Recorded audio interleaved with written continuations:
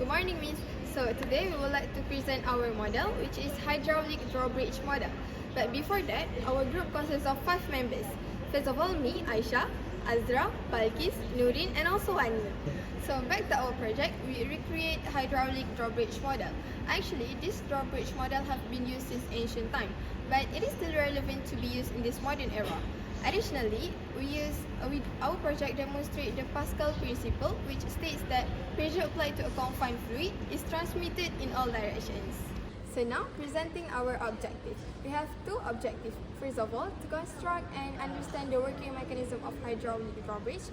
The second one is to apply Pascal principle to make it more efficient. So now, let's hear from Balkis on our methodology part. Thank you, Aisha. To bring our hydraulic bridge model to life, we follow a detailed 3 phases of methodology, which is design and assembly, testing, and lastly is data and analysis. For design and assembly, we begin by planning the structure of the bridge. Cardboard were selected to be the component of our bridge. For the hydraulic system, we use 10 ml of string and rubber tubes. 2 strings were connected using rubber tubes, and then we make sure to seal all the joints using hot glue gun to prevent any airs from entering the system. For the second step is testing. First, we push one string and we observe if the other string are moved in response. After confirming movement, we move the string to the bridge and do a full lifting mechanism. For the last step is data analysis. We conducted this step to ensure that the experimental values that we calculated from the experiment align with the theoretical measurements that we did. So we measured the area of the piston and also the force that we applied to the piston to use the formula pressure equals to force over area.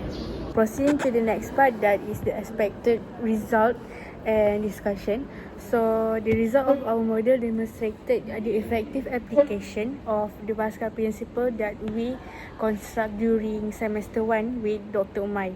So our drawbridge successfully lifted to a height of 4 to 5 centimeter, supporting a load between 0.1 kilogram.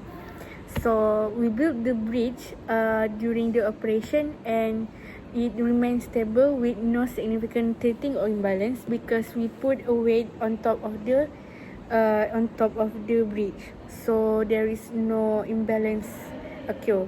So we achieve the structural stability to moderate loads. So among the tested fluid, water proved to be the most suitable hydraulic fluid in our trials due to its availability and ease of use. But I consider this as the limitation of our model. In conclusion, our hydraulic drawbridge model successfully demonstrated the practicality of Pascal's principle in railway engineering.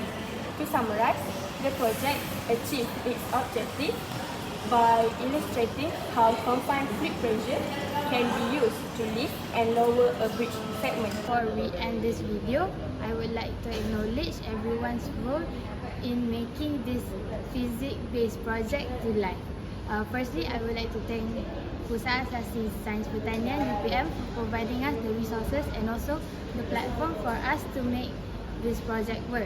Next, I would like to thank our lecturers, which is Ms. Aina Sariza and also Dr. Umay, for their encouragement and also their guidance throughout this project. Lastly, I would like to thank my teammates for their consistent effort from building the model to calculating the data in making this project happen. Thank you.